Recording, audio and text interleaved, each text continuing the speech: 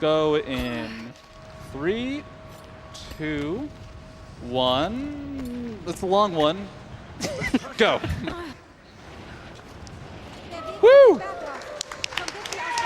Let's do it. One guy, you just yelled "Yeah" studio so loudly I could hear it through the headphones. So shoutouts to that guy. That guy's a champ. All right.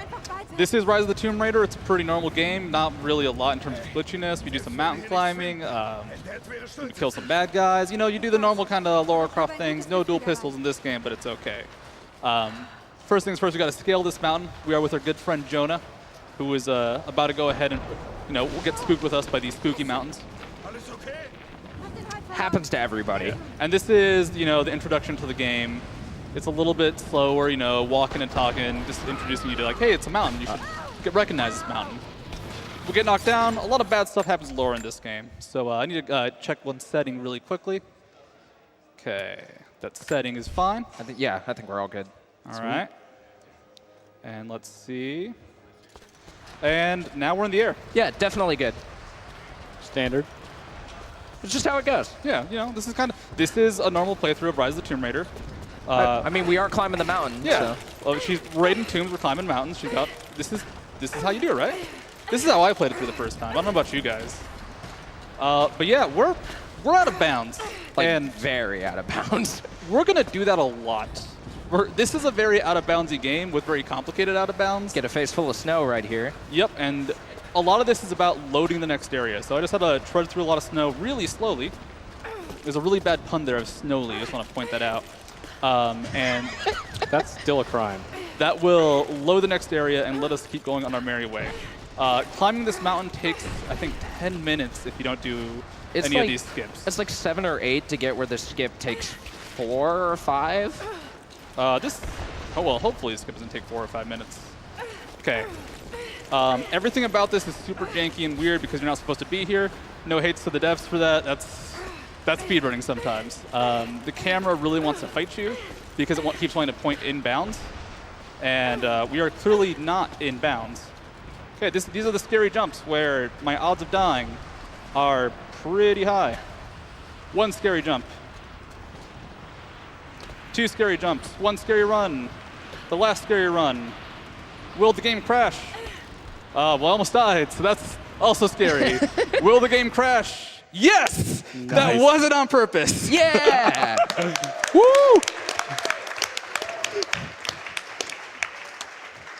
So it begins. Let's just sit back and enjoy this one. Yeah.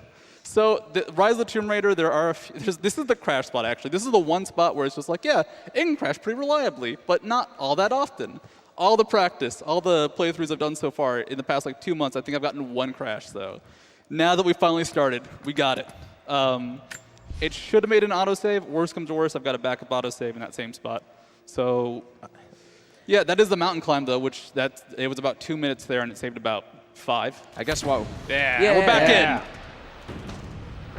I guess now that we're here, what made those jumps so scary is that when Studio hit that first trigger, whenever he would have reloaded, if he had died, it would have placed him in that cutscene trigger that he hit. And unfortunately, there's no way to get back out of bounds from that cutscene trigger without just completely restarting the game.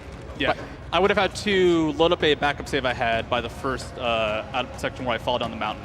Essentially what happened was the game, because I was loading on a cliff, there was a brief second where I was able to start having Laura do that little scramble animation. And I triggered that in the loading screen. The reason I went to the menu was because it was going to be a reliable timing. So I went to the loading screen, scrambled back in bounds, or back out of bounds, and because I was scrambling in the air, the game wasn't lowering my height. This next section is actually pretty normal. It's not really, we're going to actually do this as is. We just got to outrun an avalanche. It's a normal day in the life of L-Dog. I think we could go ahead and take a donation. Yeah. All right. Looks like we have a $500 donation from Adam127.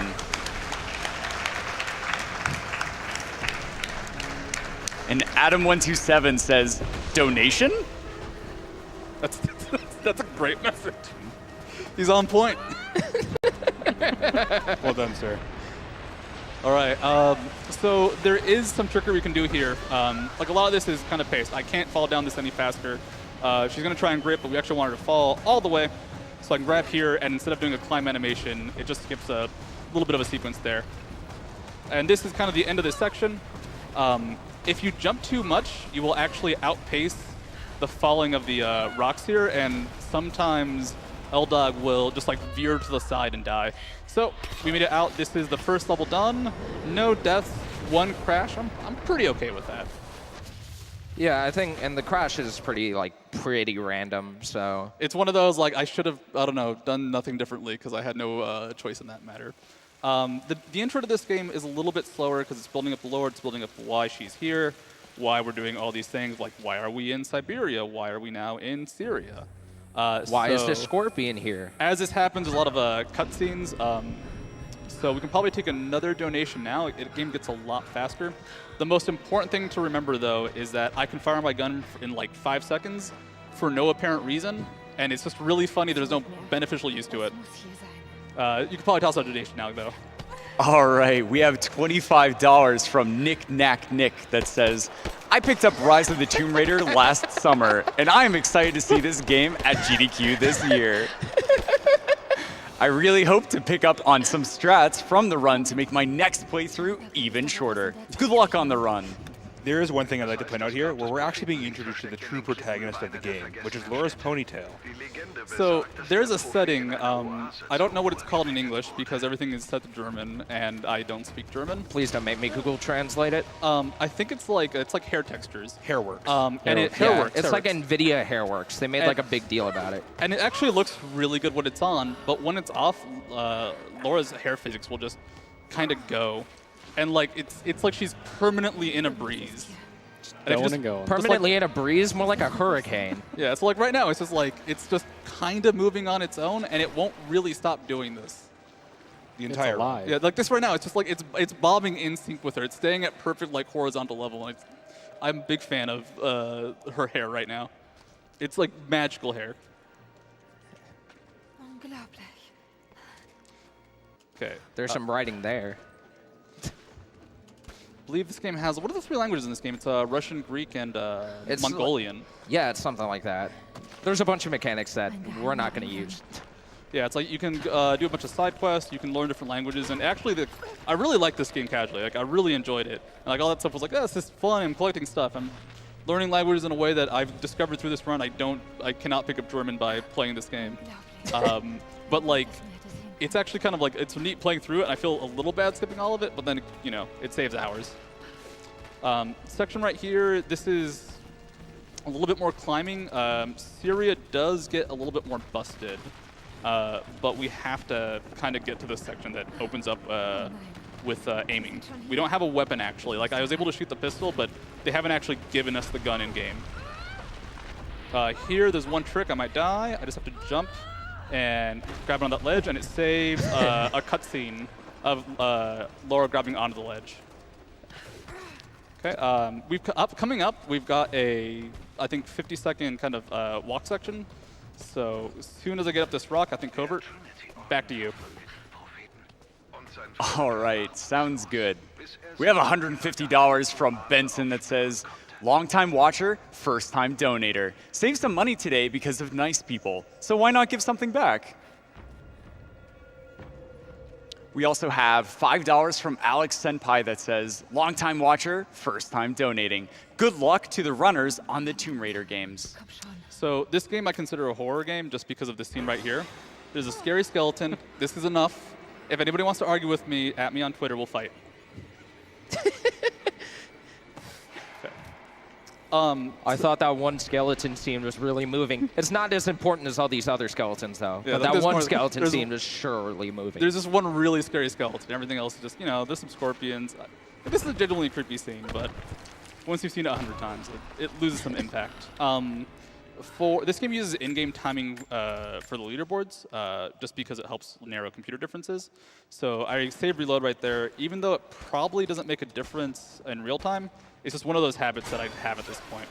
And now that we're in the second half of Syria, we have access to our gun.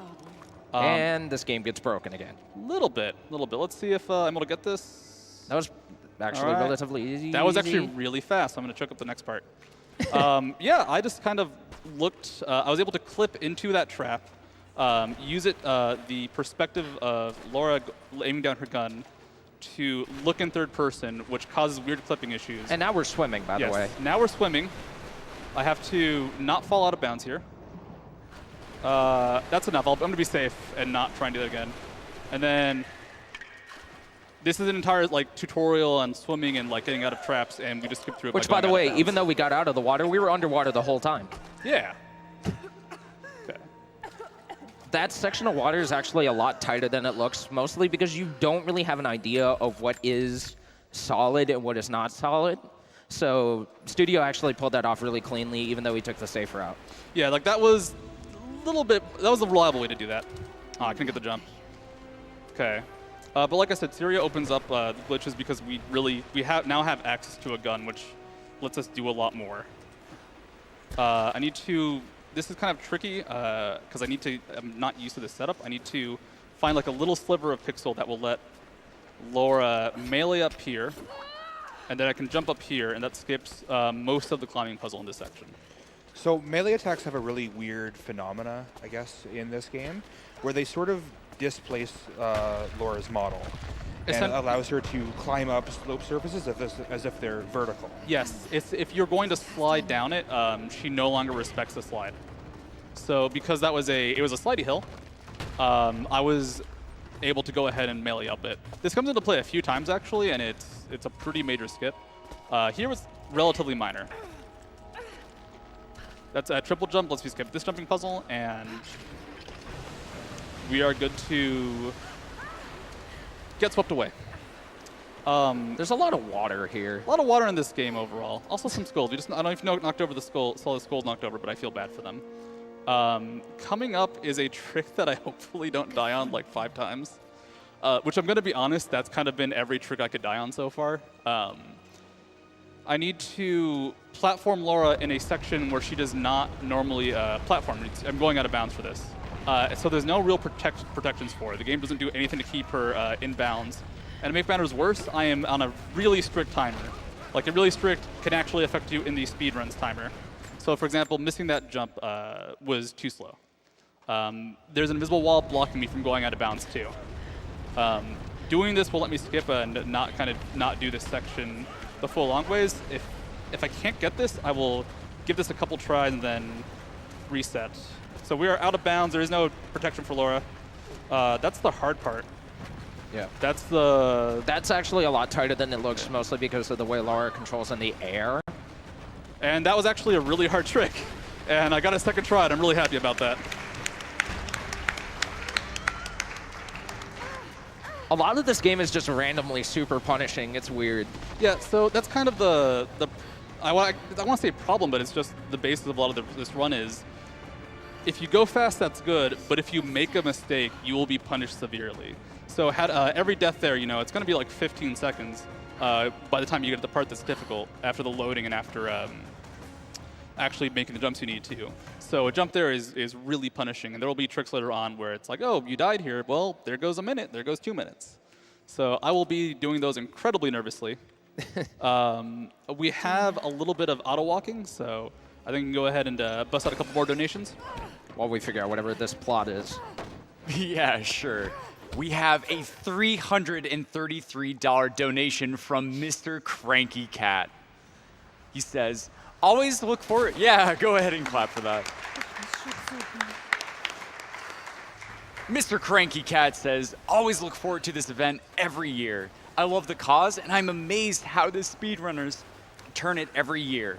Big shout outs and thanks to the organizers of this event. With you, this wouldn't be possible. Without you, excuse me. Meow. But I say with us, like what does that mean if we're still doing it then? Well, we know when we're not wanted. I'm going to be honest, his name was Mr. Cranky Cat. I don't think he was cranky at all. All right, so first of all, check out the hair. It is having the time of its life. It's through the hood. It's through the. It is pulling her to the campfire right now. Okay. This section is like the intro to the survival aspects of this. It is cold. We were in a flashback when we were in Syria. We're now back in current modern day tomb raiding times. Like post-avalanche. Yes, this is after all of the intro sequence. We have to go ahead and get enough supplies to survive for the night. This doesn't really happen that often. Like, there's not really a survival aspect to this game for the most part, but there's a huge crafting aspect. We will engage in it a tiny, tiny bit. There's a little bit of crafting we need to do. But for the most part, the skills are going to be used to make us go fast or keep us alive. You also get freaked out lower face. I actually like that because it's one of those things where you're only going to see that if you zoom around, and they did kind of get the eyes darting around. So I actually like that detail. This game has a lot of polish. And we just got to do a few more snow trudges. I wish I could. I want to just like, I want to press so many buttons right now to go faster, but it's unfortunately not an option. Just got to take those last couple steps into this cutscene, and we can skip, skip, skip. I like to think this all happens in the span of a couple of hours, and just Laura just has a terrible, terrible couple of hours. This is just like a bad afternoon for her. So here's a crafting we actually do. We have to upgrade this bow to proceed in the game. I did have enough experience for the upgrades I need. I need one upgrade right now, and that is the roll. It's like Fleetfoot or something like that? Yeah, Fleetfoot. It's like words. It's a roll.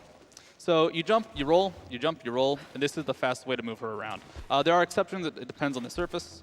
If it is a really like sloped downward surface, it's much slower versus possibly running sometimes. And it depends on the ceilings. I'm going to roll a lot, though. That's how we move. Coming up is kind of the first, I'd say this is the first boss fight of the game. It does become a normal enemy. We got our good friend, a bear. Can't really do much about him right now, and normally this is when you get the poison arrows, but I'm gonna do some fun stuff to kind of avoid his fight. Covert, you got time for one while I go ahead and just escape our good friend. All right, sounds good. We have a $150 donation from Mr. Anonymous, who says, "Good luck and good gaming. First time donating and watching." Okay. If you miss any of these prompts, you die. So I will try. It's pretty gruesome too. Yeah. Like, you don't want to die here. Yeah. The two quick time events are is C to dodge and F for melee attack to hit the bear. You got to do it during the window. It's relatively forgiving actually. So it's kind of nice about this game is that there are QTEs, but for the most part, they actually incorporate into the combat itself. So C as a QTE becomes C to dodge and attack in game. And we have a little bit more walking. We're almost done with kind of the intro section, which is. There's a lot of walk, talk, story, so we'll just casually bleed internally while we get some more donations. We need a heal, and it'll take a little while. So yep, Covert. Yeah. All right, let's do it. We have $10 from Solric, who says, "Hey SGDQ, first time donator here and long time viewer. This is the first year I'm able to donate and buy some merch. So here I go with my little contribution. Keep up the great work and greetings from Spain." Okay. Oh, got one more. You can do one more. Okay, sure. It looks like we have a $50 donation from CA Breadsticks, who says, "Wish I was there." All right. So we now have full movement. We now have a bow, and I don't want to fight that bear again. So we're gonna go ahead. We're gonna take a different route. That bear's super scary. Yeah, this is slightly abstracted from what I think most people do when they first play the game. We're gonna look to the back, scramble, and be out of bounds. And that's kind of how a lot of out of bounds in this game works. You just look at something, look the opposite of something, go third person with your aim, and just scramble back into it. You definitely need a few caveats to that will definitely affect how we get out of bounds. But this skips the entire bear sequence, so we no longer have to fight any bears. No bears will be harmed in this run, outside of the one we just kind of hit a few times. One thing to mention too, you may have just noticed him backtracking there. It was just to load up the next area. Yeah. The loading was a bit slow, so I actually missed the loading, the trigger for the cutscene. We can now progress as needed, though. This is a fairly simple skip. You just jump here, and you jump there. I still find it so stupid that the skywalk is so much harder, and yet this does the same thing. There was another way around it was incredibly difficult and like took forever to learn. And I think it's slower too. It is much slower. It's actually like probably like 20 or 25 seconds slower versus just jumping on a rock. Okay, jump out here. Oop. That's okay. There we go. Yeah. So this skips, we're going to skip through most of the Soviet installation. We have to get Laura captured. This game's very good about its triggers. So if you need something to progress in the game, you can't avoid it usually in terms of like plot line. If you need something to like, make a jump or move in the future, you can maybe get by that. Here's some friends. That was a window, by the way. Yeah, that was a solid wall, but we did not need to do much with it. Solid objects in this game have a different meaning. This cutscene, when I skip it, I'll be able to move a little bit before it ends, so maybe I'll just run into a guy, which I will because it's more fun that way. So like we just said about the window, like the same thing for the door. Yeah. And unfortunately, doing that means I do have to reload a checkpoint right about here because the game did not load everything properly because I, rolled through a door instead of doing the normal plot line. What ends up happening with this game is that because you skip so much, you have so few of the resources you need to kind of progress it normally. So that was a fence. Yeah, like, that's a fence. You can grab the ledge of the box there, and then I'm gonna be honest. Like I'm so used to doing these, just like you just roll through the thing and you're fine. Ooh, I can not die here. Okay. And now we're back for a swim. Yeah. So a lot of what happens is you have so few resources because you skip so many that you have to keep just doing abuses or glitches. Abuses sounds really negative. We skipped like 3 upgrades so far or something. No, we've only skipped the poison arrows, I think. Yeah. And like everything else we've picked up. And like the end result though is like we're gonna just skip so many upgrades and have so few resources that we'll have to keep using weird glitches that end up saving a little bit of time. So here's that melee swing into a melee swing again to get me up this, to show what it's like if I miss. That was on purpose. So that was what it's like. Here it's in succession. Yeah. I swung my second swing too early. Yeah, that'll happen. It's a pretty consistent rhythm, but it is a rhythm. Yeah.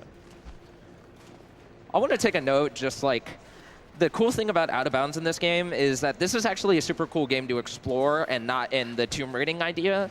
Like, if you learn the very basics of how to get out of bounds, there's actually a lot of cool, just random stuff around. I think you could tell that they were trying to polish this game quite a bit and didn't know what they'd end up using. So quite often in development, it can be easier for a company to, like, if you already have the models and textures, just kind of put stuff there. And, like, maybe you develop by the way, this is you don't. prison. Yes, this is the prison section. It has not finished loading. It has now finished loading. There's a lot of really difficult tricks here that I'm very scared for. So first we gotta get past these cutscenes. The true enemy. Plot in a video game. Okay, this is my favorite weapon in the game. It's the pipe. Also, Laura's incredibly strong and Just like, she is swole. Part of the ponytail, man. Yep. And that is the last we'll see. like just look at this ponytail. Like, come on. That is the last we'll see of the pipe. Noch ein Grund mehr hier It was my favorite weapon, and we only have it for about 5 seconds. Moment of silence. Good work, pipe. Good work. Coming up, though, we get a different bow. I believe we just had like the handcrafted bow before. This is the composite bow. And coming up is a very strange glitch because I'm not able to do a lot of actions right now. I need to get out of bounds, though, and save much time. So, like, we don't have the scramble that Studio used earlier. So I need to, at the proper moment, let go of my aim for a second, hold back, and, well, we'll see what happens. A lot of stuff can happen here. I think I'm just short on the angle. This is one of the harder tricks in that, like, a little bit early there, in that it can go, even if you do it well, it can still go wrong, and you can still end up out of bounds in the wrong way. There it goes. Yep, so now I've teleported up here. I am out of bounds. I am not going to fall if I jump. I had to confirm that, and that actually skips retrieving your loot and about a minute of walking and talking. Yeah, it's just like plot. There's a projector showing like plot important things. Oops. I need to reload my save, though, because I don't have the ability to walk. Because it was a walk and talk section, and I never actually... Well, no, I have the ability to walk. I can't run until I reload. You can't run because you didn't talk while you walk. Yeah, it's like you could definitely walk because it's a walk and talk, but it's not a run and talk. This is the scramble through wall again, except we get through one wall, and we got to get through 2.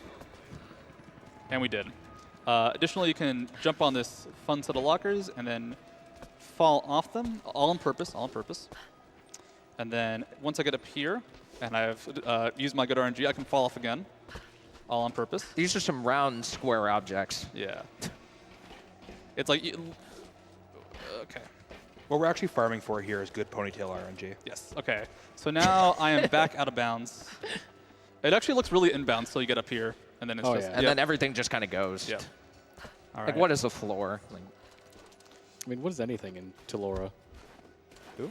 Sorry. You mean L-Dog? L-Dog, L-Money, L-Croft. Let's go ahead, pop through this floor. I didn't actually see how much wood I picked up. I don't have enough to make arrows, so that's going to be, I have to remember to make a few later. we knew it was going to be one in the marathon. Yeah, so there's some RNG in picking up wood.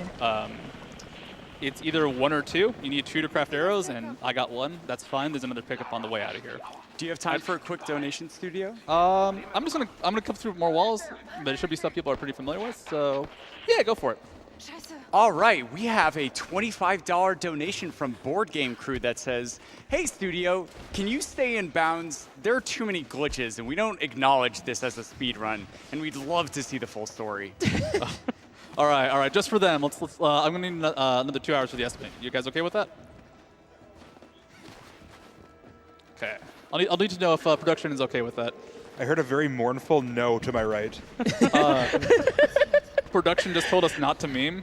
I don't know what they're implying. Something about no glitches. I don't know. Okay. Oh, you got that cutscene skip there, which was interesting. No, I got the little animation. The climb animation skip. Okay. Here's a friendly character. He's gonna kill that guy.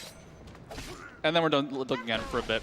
And now here comes more terrible events that just pile on each other. Yeah, this is, I think, where the game is a little extreme in how bad her day gets. Because first, she's captured, then she's blown up by that helicopter, knocked into the water, and this is the beginning of a sequence of just. And this is like bad freezing times. water. Like, Yes. remember, we are in Siberia. Yeah. So it's gonna take about 30 seconds to swim out of this water.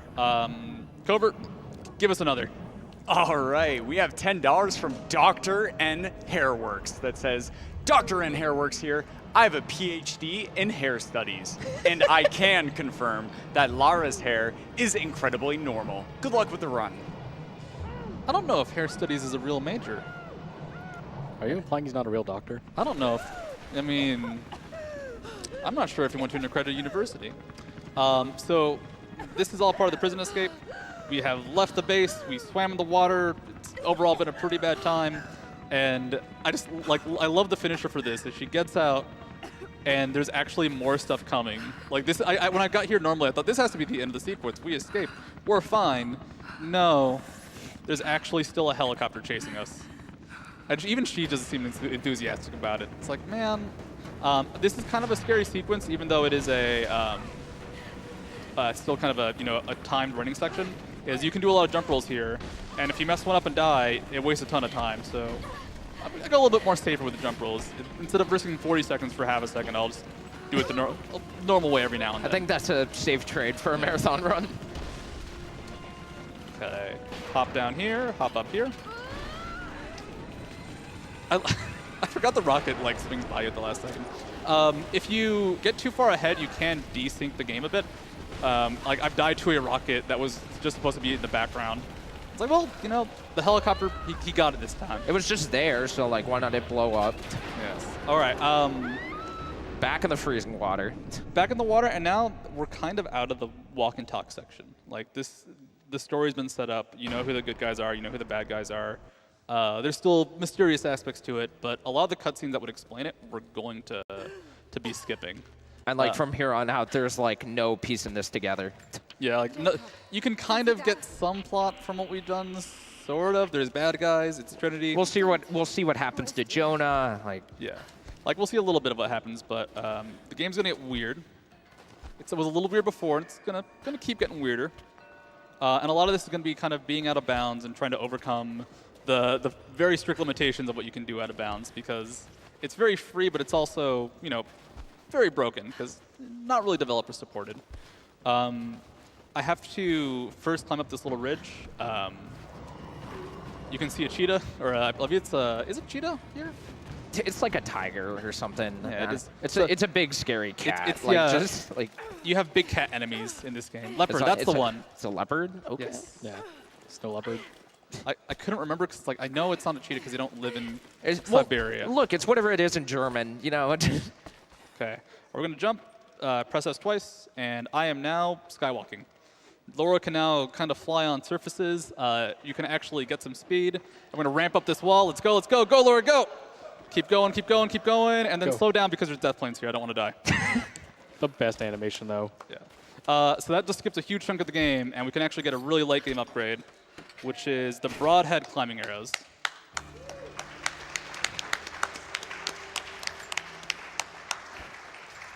And actually, so there is DLC in this game, and we use one for the run. Pay to win for like 30 seconds. Jeez. It's like 4 minutes. It saves $1 if I use a DLC.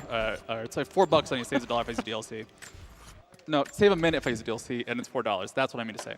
Well, I mean, I don't use it, so apparently I'm $1 richer. Yeah. So what you need it for is the pistol, because when we go out of bounds with the arrow, the bow and arrow, in the mine, you don't have your gun, and you're supposed to get it back from a cutscene where you retrieve all your equipment again. Which also means I don't have any equipment, which is why I had to spend that time collecting arrow parts and crafting arrows.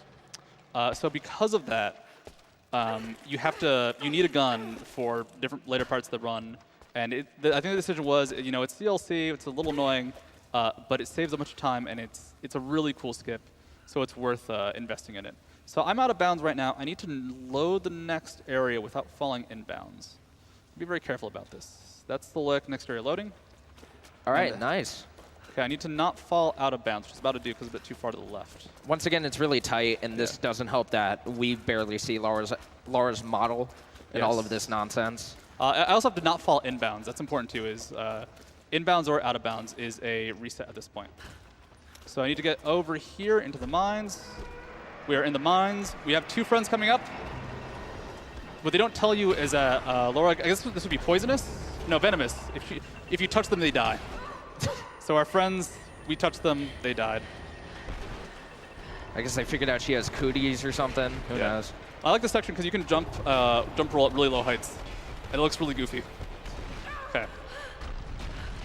So we now have arrows. We now have the broadhead climbing arrows, which we'll need to progress here. And the goal is to not spend time killing enemies in this game, but dealing with the fact that we have really low resources right now. I don't have a lot of pistol ammo. I don't have any arrows because I need to craft it still. And this guy right here, I need to distract him and then hit him kind of right here. And he dies in one shot instead of having to deal with his helmet. I think your arrow hit the box. That guy's died. We got him. He's okay. Well, he's not okay, actually. That's kind of the point. Yeah, I think your arrow hit that box. Which guy? When you first fired off, I think your arrow hit the box. No, it's there. It's the yellow ribbon. Yeah. Oh, yeah, there it is. Yeah. Don't worry, man. I got this. I've been doing this for a while. I've been playing a lot of Rise of the Tomb Raider lately. It's a pretty good game. Something about being in the marathon. See, that was on purpose. That was a missed jump that I meant to miss. It's going to affect RNG in the future, and I won't have to pick up more lumber. That's all on purpose. We got to cut these ropes. We're going to loot this guy because he can give us useful things like ammo and ammo that time. And then climb back up here. Is that arrow reachable? Yes, it is. Okay. And then let's see if I get this. Yes. Nice. So something about this climbing is that Laura actually has really delayed inputs for climbing. So if you want to shift directions and jump, you have to shift like a full, I'd say, half second before, or she will just kind of jump in the direction you were holding previously, which is really dangerous and scary for certain sections. I want to take this guy out with arrows because it is a stealth kill. If you hit somebody with an arrow and not in the arm, they just die if it's stealth mode. And then this trick, let's see if I get it. Nah, quite. We got some eyeballs there. Yeah, depending on your graphic settings, you might see Laura's eyeballs every now and then. This is a relatively difficult skip. Hopefully, okay. There it goes. I was a little bit scared because it's related to your FPS. So if our FPS was just under what we needed, it would have been very difficult to actually get out of bounds there. I'm going to jump from here. This jump's really annoying because you're not supposed to make it. So the game offers no support, like you can't climb there normally. And then let's go ahead and slide down this rope. If you play this game casually, you'll know this section. This is where you have to open the door to a lost city. It's a very long-winded puzzle. Yes, it's a decent puzzle. You can tell the door is already messed up. This is the final section, and the final thing you'll normally open. The devs didn't intend for you to come here first. It's supposed to be last and last only. So by opening this door, this part of the door, we will actually open everything and not have to do the other two switches. I think that's it. I did not count properly, but we got the voice line, so that's a good sign. There's the rope errors we picked up in the prison. Yes. If the cutscene goes long, I don't know if you saw it, but you'll see Laura pick up some rope and like look at it. So remember that this door is not supposed to be open, and the game will do something a little bit funky as a result. We have to load this barrel with water, though, to get the crane to fall and burst open the darrow. We got some nice resources there. Yes. And there goes the door. Okay. So escape sequence. There's quite a few of these. They're all on timers, interestingly enough. But outside of the ones in Syria, the timers aren't really scary because the roll will save enough time, and there's usually not a major out of bounds section for it. So remember that door? It's back. Oh, and some rocks are there too. Yeah. The door does not render properly, or I think it reloads itself because it goes, well, you haven't actually destroyed me because there's 3 other parts to this, so... It might be also because you reach the other side as well. Exactly. There's some trigger in there where it's just like, yeah, this door is real and exists. Except it doesn't because in the cutscene. Okay, this is the most precise out-of-bounds slip in the game. A lot of them you can actually be kind of loose with. This one is a little bit tricky for me just because I'm not super familiar with this setup. Nope. Oh, almost. Get out of there. What's fun is if you get her out of bounds a bit, she will just kind of like that full flounder because she's not really inbound. Like she's trying to get out of bounds here. That full 360 ponytail swing. Okay. All right. It should be relatively fast to get her out, so I have a pretty good idea pretty quickly if it works or not. I have to aim between these two guys. Nah. All right. So I guess one thing we can talk about is, yes, we are running on PC because a lot of these tricks are PC exclusive due to the high FPS. However, it's super finicky in the fact that you need to have your FPS at exactly 100 FPS. The community agreed on it because there's some things that having higher than 100 FPS makes in the game. By the way.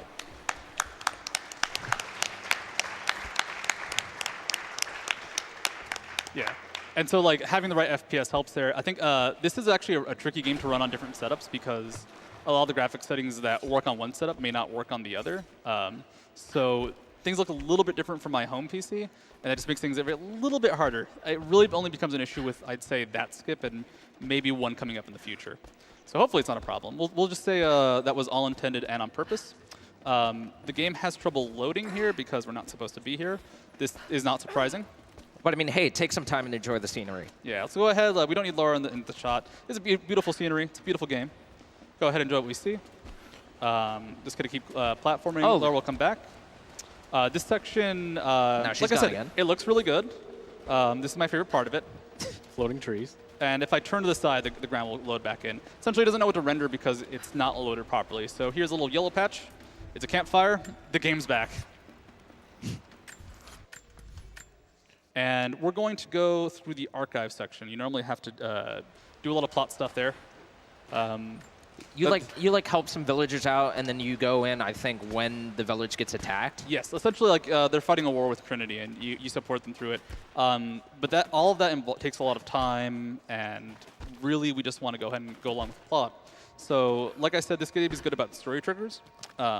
I just need to go ahead and do the final section of the story here, and it will essentially complete what I need to progress. So we don't really fight the war, we just kind of do our thing by entering through the back. The reason we actually had to deload that area was to get rid of some blockers that normally exist there to keep you from progressing until you've already been here before. So this skip's a little finicky. We just look over here a bit and then turn to the left. Nah, not quite. Maybe we'll get some eyeballs here. Well, definitely. Like, there you Yeah, go. there they are. is she going out of bounds or not? It's hard to tell with this one sometimes. She might be stuck in the wall. I think we're kind of. There. Up. Okay, I'm gonna try that again. Yeah. There's some good eyes. There we go. And that should be no. It's unfortunate.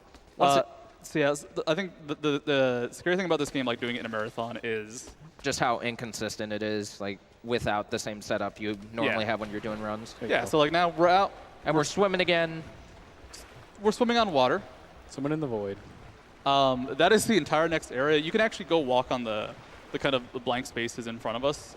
There's physics on it, and you can actually. I would, if I was more comfortable, I would actually walk around and hop back in. But it's a scary thing to do because I don't want to fall out of bounds, as it is a dangerous place to be. There's a lot of water here because there's a water escape section that you would normally be doing to escape this game, and actually used to be part of the route. But we'll get to that later, as how we leave these underwater archives. The broadhead climbing arrows come in huge impact though, because I think we go through. This is the tomb, where there's normally a bonus objective. I forget if you revisit this in the story. You don't revisit it, but I think this you can, and I think this is this section right here, where you're supposed to revisit the tomb. No, I think this is like a separate thing later on. Yeah. Well, no, it's not part of the plot though. You don't have to actually come here, I believe. Honestly, the plot is so like all over the place. It's not part of the run, but if we clip through this crate, it takes us into the tomb, and this is the big part right here. This is how we kind of skip all of the war and all of the things that we don't want to do. There's a door right here. It's kind of the normal clip. You scramble back, look to the right, aim your bow, and just vamoose.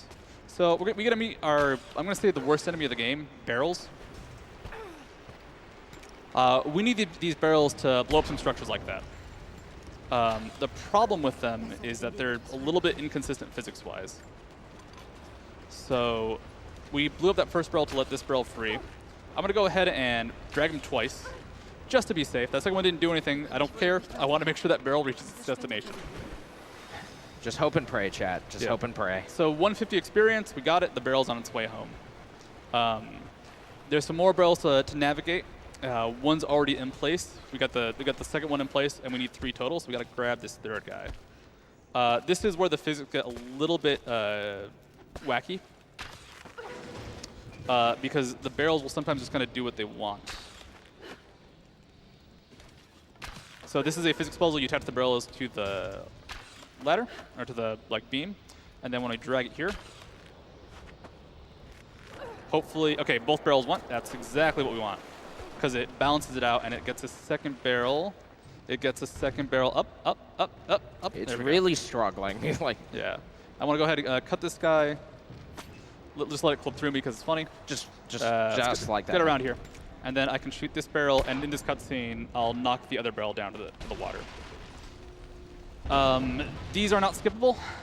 You can see the barrel traveling along, so it's actually not that much wasted time because we'd have to let that barrel get along anyways. It was a bit far back, so it did take a while to reach. You can also reload your gun. All right, this is the first section of the game where I can soft lock the run. And it's scary, but this is a pretty consistent trick, so I'm setting myself up for failure by saying I'm going to do this the first time. Oh, yeah. So we need to get out of the archives. We need to shoot this barrel. As this animation plays, I'm in front of a campfire. So once the statue lands, I'm going to go ahead and press a button I have bound to the sit and the escape menu at the same time. Press left here once. Skip this cutscene. As this fades, press enter. I'm in the menu to choose a location. We're going to teleport to that location. And the game's going to be really weird because we're going to see nothing. We're going to see nothing. We're going to hear some sounds right about, I'd say now, of arrows. Yeah, there they are. That is Laura dying. It is a time section, so Laura can't actually stand around, and she was standing around. It reloads us at the campfire.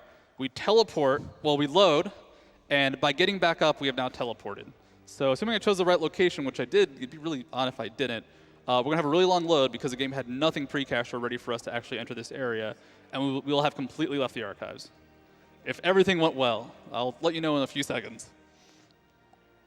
Maybe a few more seconds. It's a long load. Covert to give us a donation. It went well.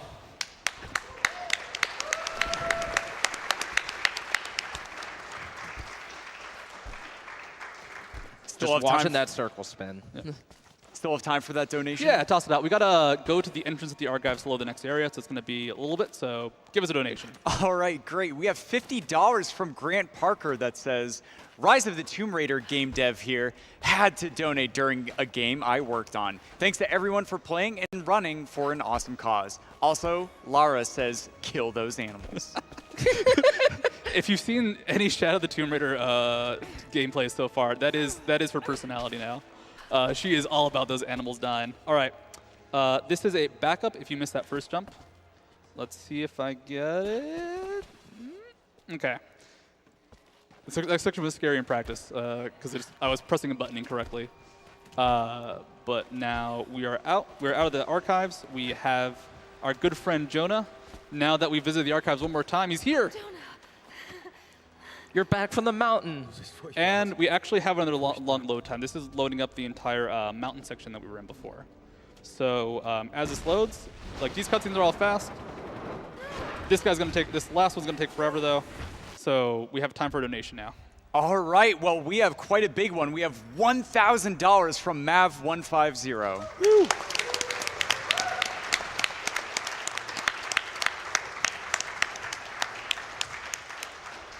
Mav says, I've been an avid watcher of GDQ for a few years going, and I'm excited to see the new Tomb Raider being run. Love having our donations going to a great cause. Good luck to all the runners. All right. We are in walk and talk mode, but we're going to try and escape as much as we can. This is a section where Jonah's been captured. He's having a tough time, so we're going to help him out. And we're getting on what is going to, I'm going to say this, one of the scariest parts of the run for me. Most of these sections, if I died, it would be about 30 seconds to a minute loss, which it happens, you know, it's not great. You just got to deal with it. Yes. Coming up is a section which, I don't know why I'm telling you guys in advance, but if I die towards the end, it's going to be about 3 minutes lost. And even starting the trick is difficult. It's actually, I'd say, one of the hardest sequences in the game. But first, we have to go ahead and get to that section. So this is near the Soviet prisons that we escaped from earlier. The advantage here is that we don't really need to do anything to progress the plot besides like get where we need to go. I'm going to go ahead and skill up. Skills in this run are, like I said, they're used to make you go faster or survive. Actually, that might be Monolith that I said that in, but 2 runs in one night fry the brain. It's still correct. So yeah. So we need this to go faster, this to go faster, this to not die, this to not die. That gives us a little bit more resistance versus damage. It gives us a way to kill some enemies, and it will hopefully make the end of this game a little bit simpler. Coming up is a little snow section, like the deep snow we tread through before, but you can roll through most of it. You just do a few steps at the very end there. Also coming up is a split, it's called the Jonah split, even though he's not in this section, because Laura just says, right there. And now comes the hard part. So, gotta get out of bounds first. And that's what makes this tricky is this entire section is done out of bounds. So this is my setup for it. Different runners have had different ones. Mine works for me, so I like it. Okay. We are now, I believe we're on the roof. Okay. Gotta roll, we gotta get out of here, which is tricky because that doorway will actually block us, even if we look like we're on the other side of it. So I need to roll to the side and then out of it in a way where she gets through. This is just to make the camera like meet back up so Studio has full control. Yes. Gotta just kind of jiggle the camera a bit, and I'm out of bounds. It's also a soft lock section. I do have a backup save because coming up is a checkpoint that if I hit, it will reload me, and I have no way to get back or progress. So climb up this mountainside. Fall down this mountainside. I'm trying to fall inbounds. Let's see. Okay. There, yeah. Or okay. fall out of bounds, but on the right surface. We're still out of bounds. We're still out of bounds. This is the very obvious section where you can tell what's happening. And just got to keep progressing through all these very, very easy visual cues. The game does not expect you to be here, so the trees are incredibly rude. But they're super scenic. Yes. This is the easiest scramble up a mountain in the game. You just press back, and you go up a mountain. I think I'm going the right way. To be honest, I wasn't sure for a second there. Okay. So climbing up. There's like a bunch of birds in the background. Yeah, they're confused. Like, what the heck is she doing? They're the only person who recognizes it. She's like running around out of bounds. I need to not die here. Everybody, I didn't die. I'm really happy about that. Okay, I need to figure out where I am. Okay, there I am.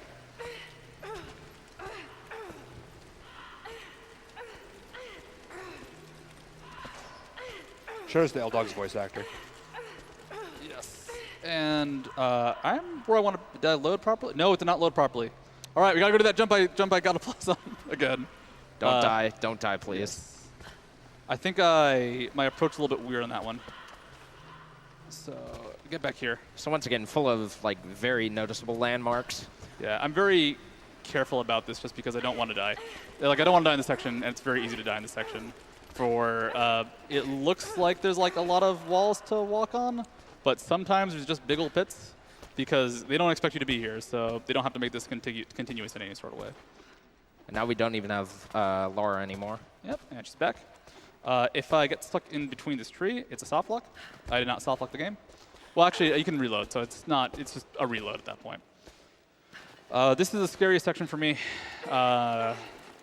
I need to get her across this wooden bridge. And the problem is those wooden planks, they have holes in them, and they're real holes. Like, a lot of games might cover them up, but you fall through them. That's scary. I don't know if I get out of this, actually. Okay. I gotta do it again, but I didn't fall. Okay. Wow. Okay. I need to be very careful about this. Falling here is okay. I think it's generally all right. This section is not playing nice. Yeah. I don't expect it to. I expect this section to be rough. I need to run across this is the thing. So I'm getting pushed to the side, which is unfortunate. You can jump across as well, but it's much riskier in my opinion. So we're going to keep playing this a little bit cautiously. Man, come on. Just let me across. Let me get across. It's not even the end of this section, actually, which is what's scary about this. Okay. Once again, this looks pretty simple, but it's a lot tighter than it looks. Yeah. This section, like I said, it's okay to fall through generally. That's because you don't. You fall, but you can get back up there. It's the later steps that are scary. Like even here, I can actually just go around and go back in bounds if I need to, or back out of bounds. Not in bounds, not in bounds. It's weird because I consider out of bounds in bounds at this point. We're never in bounds. Yeah. Okay. Okay, we got past that, and I'm not pushed in, so we progress.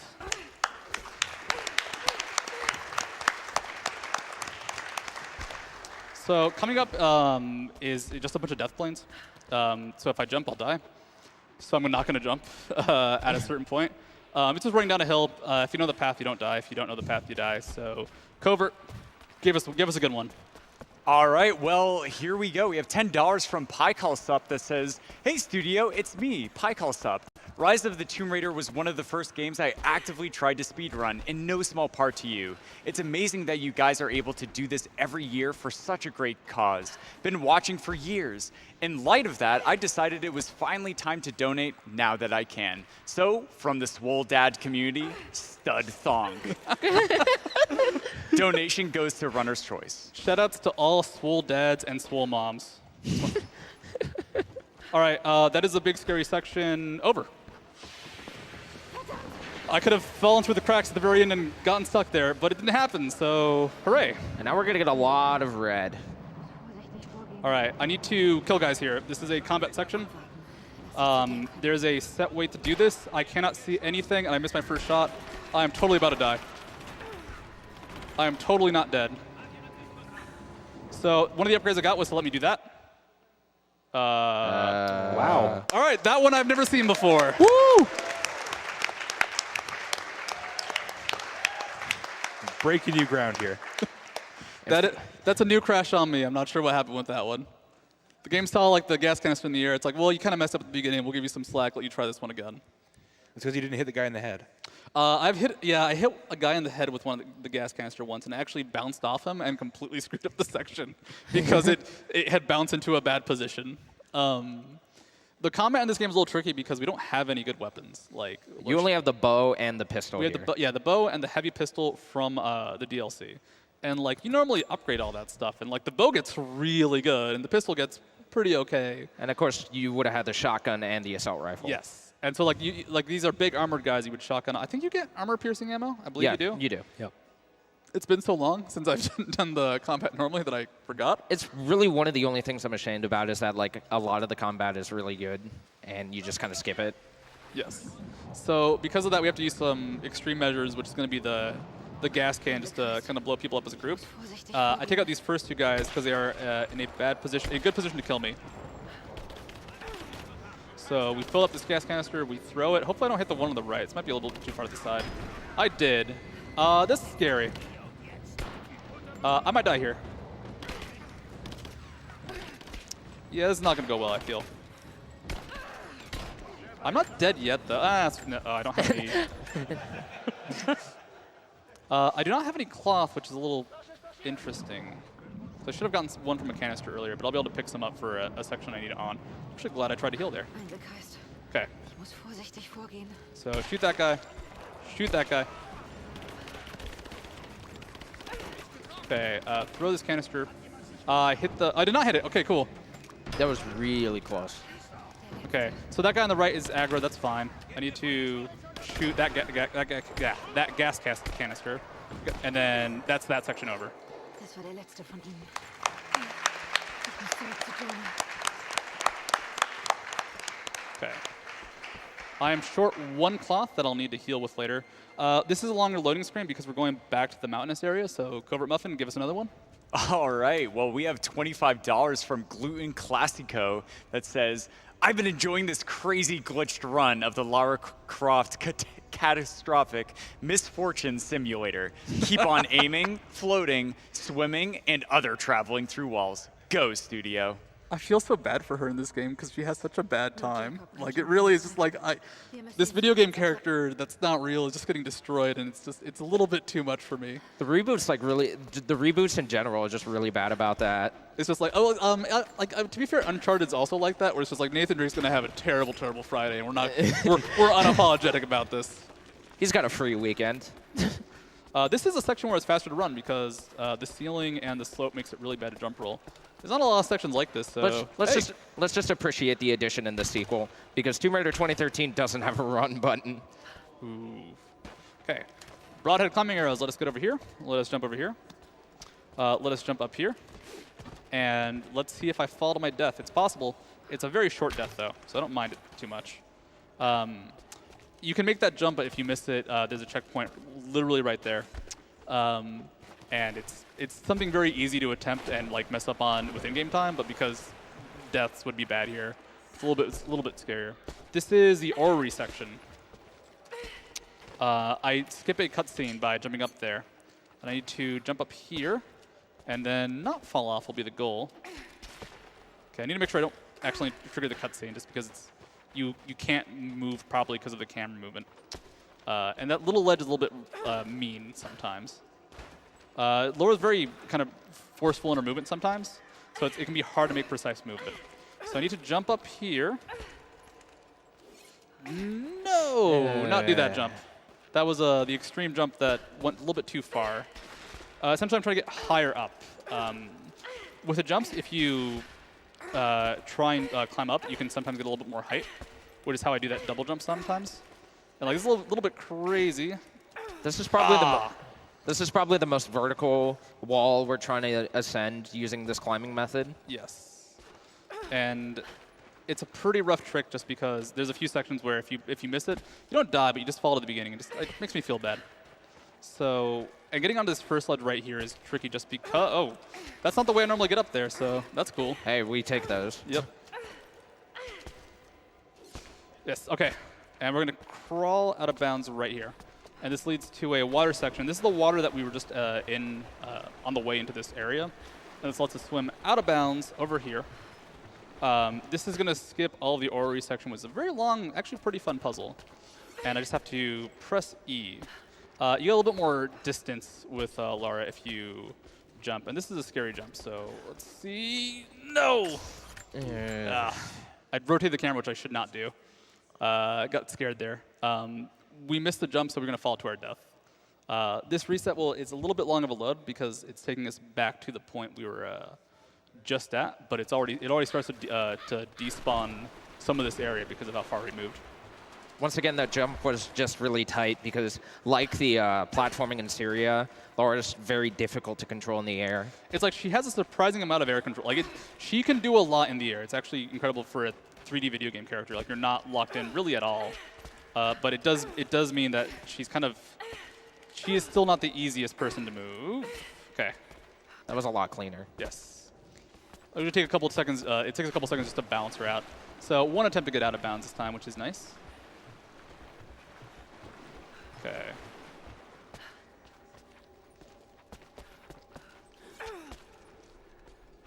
And then do this.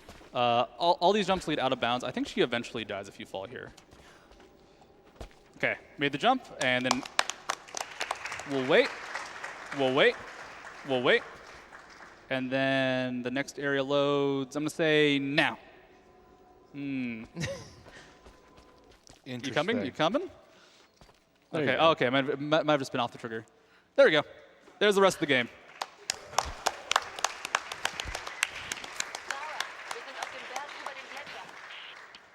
So we've had a couple crashes. I'm going to take the safe option here. There's a very risky and dangerous way to get through this area. It saves about 15 seconds, I'm going to say. Be a little bit cautious about that. Oops, I am in a cutscene, so I can't run. So I'm going to do the safer option. It's still glitchy.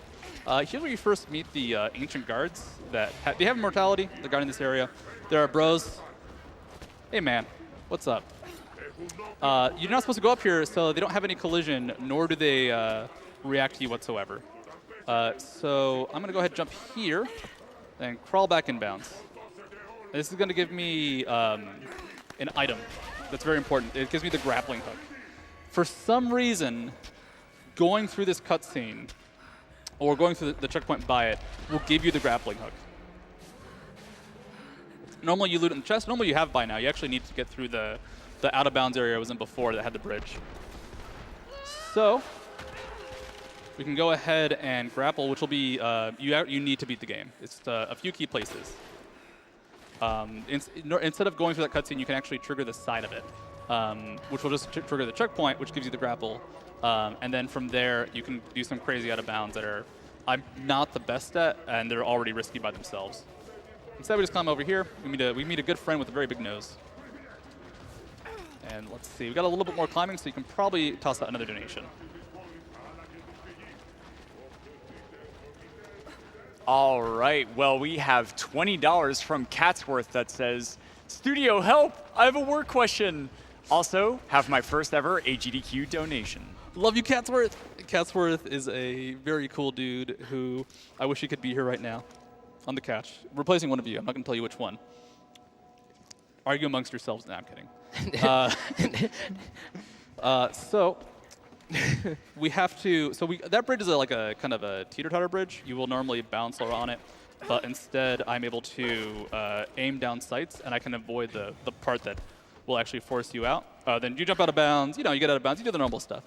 This climb up here is interesting in that I'm actually not going to scramble or do any movement. It's entirely camera control and the aiming. So if I look to the left a little bit slowly, I start going. If I look to the left, let's reload or re-aim. I start going up, and then I have to try to navigate her in a way just through the aim. There's a little bit of button pressing.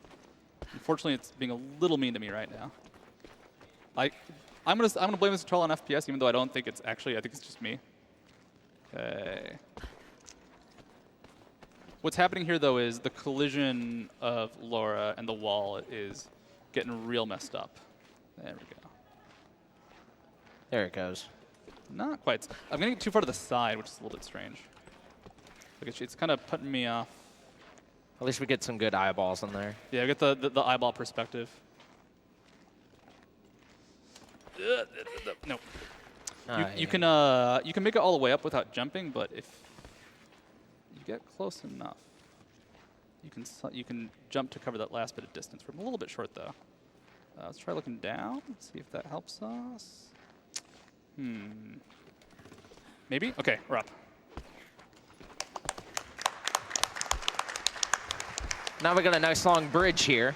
Yep, just got to roll across this bridge. There's some nice movement tech in that if you double roll, it saves some time, just because it's the little ledges will actually let you get a second roll in. And I'm going to melee attack here, and then we're going to freeze for a second. This will go ahead and stop all fall damage. So Laura just fell from lethal heights and was totally cool about it. Just drops like a rock. Let's try and clip out of bounds. Clipped out of bounds. That's nice. That one's taken me a couple tries before. But like a lot of this is just kind of memorizing that weird rock that if you aim at will let you get out of bounds. And coming up is the entrance to the Lost Immortality City. It's been sealed away for like 1,000 years. Actually like 2,000. I forgot the timeline for this game, but it is definitely over a millennia. And we'll go ahead and kind of get towards the end sequence of the game. There's a grappling hook that comes into play there. Yep, which you need to get over here. And we got some story walking, so Covert Muffin, give us a bad donation. What's a bad donation like? I said ask for a good one last time. What's a bad one? Oh, you want a bad one? Okay. Oh, boy. All right, I have one down here. Hang on, let me scroll to it. I'm glad you had one prepped, because I know they filter out the bad donations, so I'm glad you actually had one in mind somehow. We love you, whoever this is, though. All right. Not till we hear. Let's not say things we can't. All right, I've got it. We've got $50 from Unfriendly Blob. Oh, no. It says, I'll donate another $150 if Studio starts pronouncing Lara correctly for the rest of the run. I am so sorry that Dr. Boars will not be receiving that money. Okay, Lara, right? I'm going to try. I make no promises because my brain just immediately goes to Laura mode the second I try and say something while doing anything. I have like PTSD of a certain section in 2013 because one of the characters just immediately goes, Lara, get up here, and then like repeats it over and over again because you're busy somewhere else out of bounds. Okay, let's go ahead. This is funny because this section's actually all intended. Like that's not even like just the game lets you get through there quickly. Yeah, there's a lot of cool exploration in this area. Okay, so this is fun. You're supposed to get through this gate later. Because of that, there's a trigger that if I cross through the gate and reload, it will now load the entire next area. So the assumption there is once you get through the gate, you've completed everything you need to, which is generally true. Let's see. Well, I'm going to be extra safe on this. Get a lot of extra healing. So I've now got 4 healing. I normally only need 3 for runs, but I had the cloth, so why not pick up the berry? And we're back out of bounds again. And we're back to reloading. That was intentional. So we need to get her. We need to get to the beginning of the ascent. I think there's normally a huge fight sequence here once you try and get through the main doors. Yeah, it's a huge fight sequence. You get like another one of those trebuchets. Yeah. We don't want to. I love trebuchets. There's a time and place for them. They can hurl, what it's like a 60-kilogram boulder like 300 meters, I think. Like really, it's like they're fantastic little things. But instead, we're just gonna skywalk right out of here. Little? Well, they're quite okay. They're very great things that are very large. Miniature trebuchets are unheard of, I guess. So we're out of bounds. The surface here is a little bit odd because it's not really mapped properly, and we're going to use that to our advantage. There's a wall here that if I try and jump through, will not let me. But if I run, I can run through it kind of by jumping a little bit late here. And we're still out of bounds. We're just going around the area with the door, which avoids all the trebucheting. See, get up here. Nope. This one's a little finicky because this wall was not meant to be whatever I'm doing climbed in that way. I'm gonna have an FPS chug as this area loads. That's fine. And then hopefully there are death planes. So if I go down, I die. I died. This one has been really finicky. I'm not sure why, but like on this machine we had a lot of trouble with it yesterday. So hopefully it's okay. It's gonna take me a little while to get back there. So I'll take another donation. Let's get 2. Let's get 2. their comfort zone. All right, two you shall have. We have $25 from Allnate that says, Studio, the Power Word Awesome crew is enjoying your moment in the sun. Keep up the good work. I miss you, PWA. I'll raid with you one day. You're always welcome back. Maybe. I I don't was know. say, like, are you sure about that? Yeah. If I show up to raid on Tuesday, am I getting an invite? I don't think I am at this point. No, I'm sorry. All right. You had a good run. You're washed up, man. Okay. I'll get back into WoW one day. What was the second one? All right, we have $100 from Uller RM who says, who did it better, Lara Croft or the Skyrim horse? Greetings from a fine thread. Shout outs to the thread. Empty quote. So I think the thing is, it's not about which is better, it's about combining the two. So if you take the power of the Skyrim horse, and then you take the out-of-bounding power of Lara, because the Skyrim horse really only handles its slopes. So if you combine these two, you've got like a superpower that can't be stopped by any walls. Death Planes, maybe not. I'm not sure about the Death Planes. All right, take two. This time it's personal. That's okay. You can fall at the bottom. That's fine. Come on. We got through it? Yeah.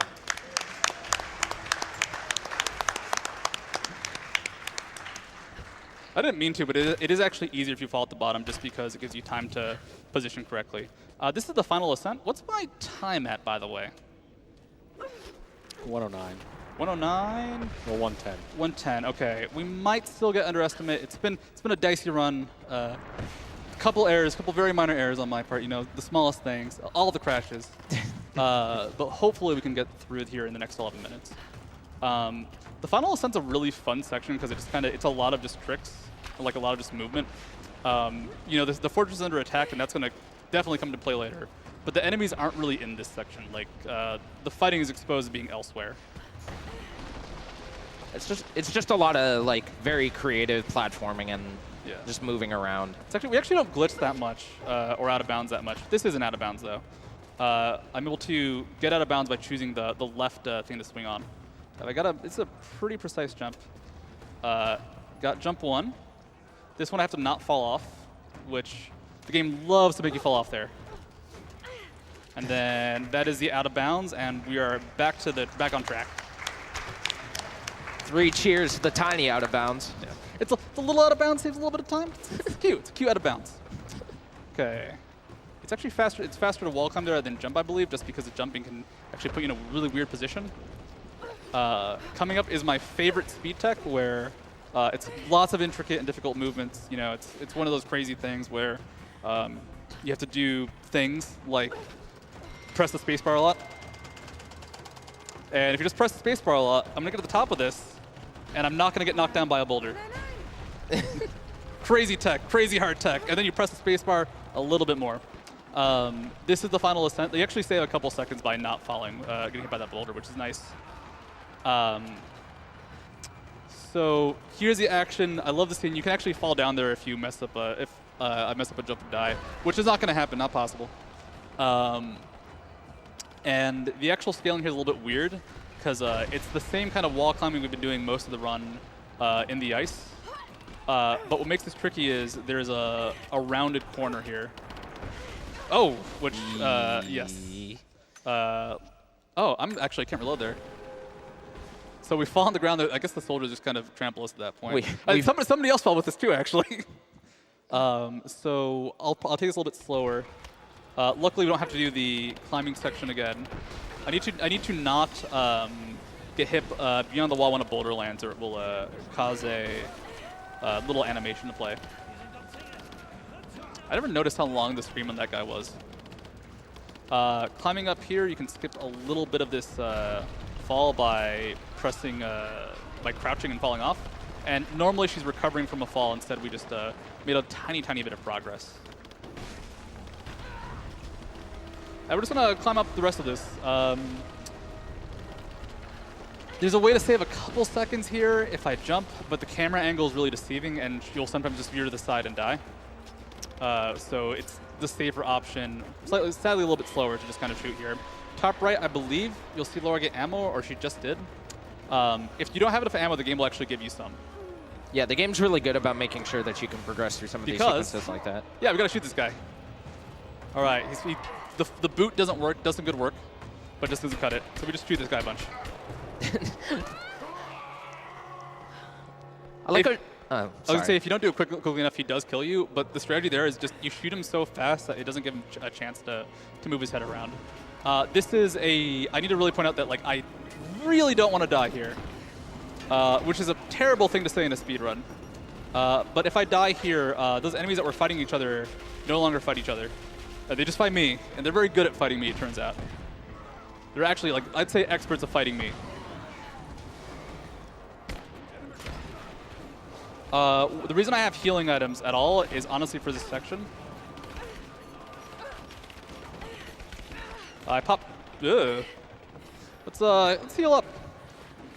Yeah, that's a little bit important. Yeah. So normally you want to have 3 up here in case of backup. I might still die if the enemies are very rude, which is very possible.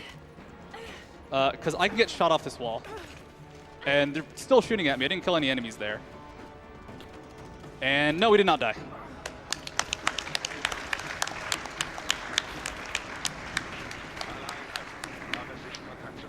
Okay, chopper fight's coming up. This one's a little bit weird in that it's kind of cutscene. You can speed up in some ways. For example, this is gonna fire a catapult shot. Hopefully I hit it. And that lets me damage the helicopter right away, reload, and I skip the helicopter falling down animation. So now I've got some arrows. I've got some explosive arrows. We'll blow up these guys. Grab arrows. Blow up these guys. Oh no, got it. That was nice. That was very close. I think I missed the guy on the left. Like you can control this section quite a bit to stop some of the random spawns. You need to kill all the soldiers here. But the problem is you need to not miss. But doing so will cause the plane to spawn. Oh, I'm burning from arrows. Ah! Hello, friend. I'm gonna have to take care of some of. Oh, I'm still, I think, being burned. Okay, I'm on the verge of death, which is a little bad. Gonna heal up for a second to make sure I don't die. And then I have to go find the last guy who has just pleasantly joined us. I believe this should trigger the next section now. Yes. So we have to do what we did before, which is hit this guy or shoot a explosive catapult shot as this guy is below the shot. The annoying thing here is he can fly like out of the shot. Like he's in a fairly annoying spot right now, and hopefully will try and approach us. He's behind the wall. They're still loading the cannon shot or the catapult shot, so it's not the worst. I've also had some bad experiences here where I just kind of die for no reason. We'll see if it happens. Okay, so he has just done a big movement, so I should be able to. I need to not die. Okay. All right. Yeah. Second shot. We need to actually kill the plane though. That's how that works, and we need one more shot for that.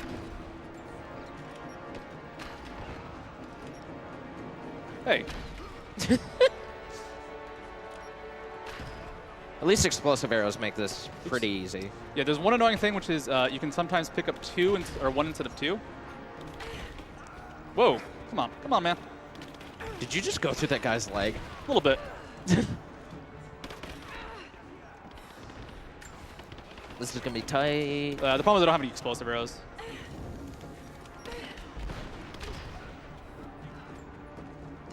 Okay, I thought that's the sequence ended. There we go. Okay, so that is the combat section done. I still have to destroy the helicopter. This final section, though, most of the arena gets destroyed, so I'm now down here. And instead of waiting for our friendly catapult shots, I can actually shoot it 5 times with explosive arrows and die. Unfortunately, I got, I think, knocked out of the air by the rocket instead of just taking damage, which let the copter get a couple shots on me. And it ate up one of my explosive arrows, too.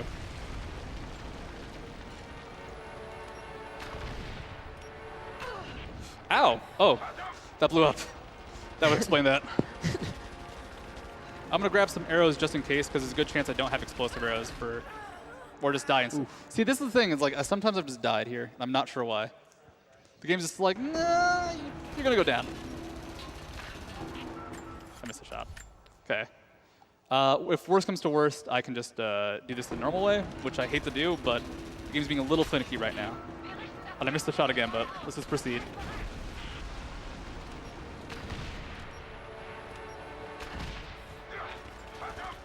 Okay.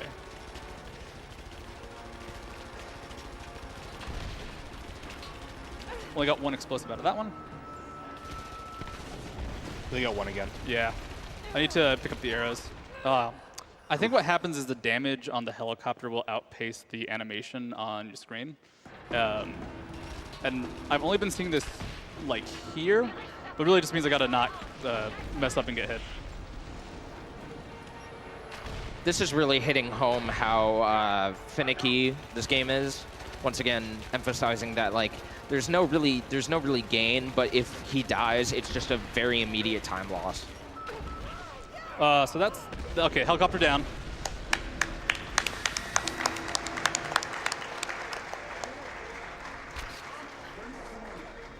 And this is the final kind of normal Mook fight. I need to get better at aiming. Sorry, got some nerves on me. What's the time at? You're about 40 seconds to estimate. We'll blame that on the crashes. So I need to hit those two guys in the head. And then I really want to make sure I kill the archer first. I've had some issues with spawning here. Whoa. Sorry, normally you have an explosive arrow, but because I had one at the start of the last sequence, it's making it hard to kill these guys. That guy should be easier, but his head's blocked by a rock. And I actually can't see it, so let's kill him. Get one good choke in before the end. I haven't actually done one of those executions in a while. They're apparently a really bad idea, because everybody just kind of kills you, it turns out. So this is the one, I promise. I just need to actually hit these arrow shots. The fully charged arrow actually does pretty good damage. But the problem is, like, I don't have a lot of ammo, and if these guys try and hit me, it's very hard for me not to get hit. Okay. I can probably take care of these guys right here, at least one of them. Okay. So I have to kill 2 sets of these guys. Ow.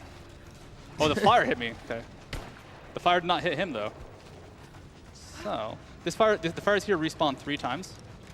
So this guy's going to chase me again, which is fine. He actually lost sight of me for a second. And then I have to kill 3 more guys.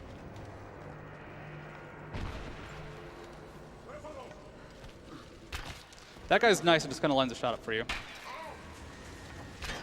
And then I just missed the shots. There we go. And then the blue fire that will instantly kill them pops back here as well. Okay, so that is that sequence done. Now we just have the final boss fight. Which, funny enough, the way you killed the final boss is the way you damaged that bear. Yeah, the bear and the boss are one and the same. It's like a very weird Banjo-Kazooie. This boss is weird. He took our weapons, so we can't hit him. So instead we have to run around in a really goofy way. He saw us for a second, he lost sight of us, so now we can melee him.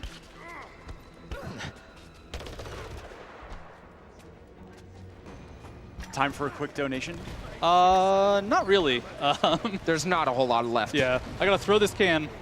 I did not pick up the can, so I gotta hide behind this wall. I did get the boss to turn around the other direction, because he's currently looking at us, which is unfortunate. If I get around him here, I should be able to get him in the back. There we go. All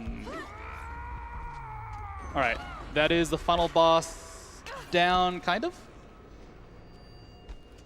We just got to rip the bow back.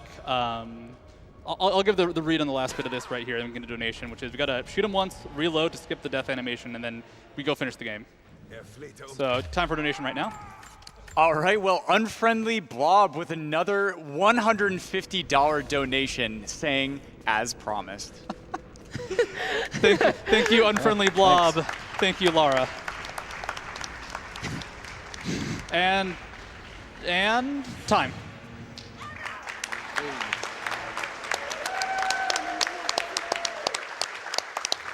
Nerves aside, that was a really good run. Yeah. there were some chokes, there were some crashes. I think we all made some good friends.